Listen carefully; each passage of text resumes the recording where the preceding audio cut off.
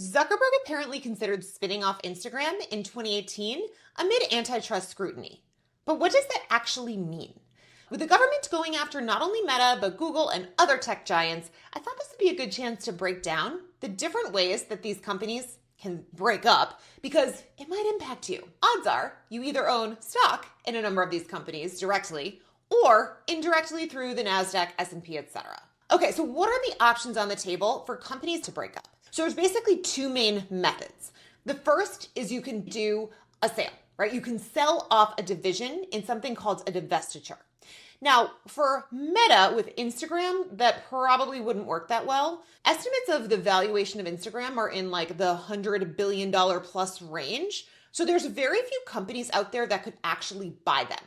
Now, theoretically, it could be another tech giant like an Apple, Amazon, etc. But that brings us back to our initial problem, which is that monopoly concern.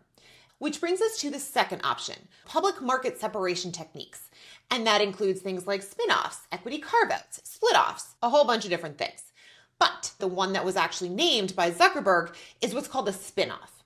So in a spin-off, Meta would take Instagram and they would basically turn it into a separately publicly traded company.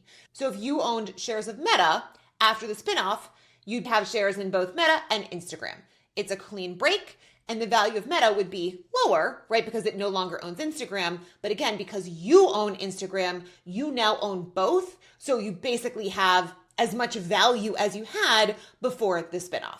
So that was the option that Zuckerberg mentioned in 2018. Now, another thing which he didn't specifically mention, but could be an option on the table, is something called a split off. Now, in this case, as a shareholder, you get the option of whether you want to stay an investor in Meta or exchange your shares for shares of this newly created Instagram stock. Now, this results in two separate investor bases, and it actually functions like a share buyback for Meta because the investors who decide they want to own Instagram have to give up their Meta shares in order to exchange them for shares in Instagram.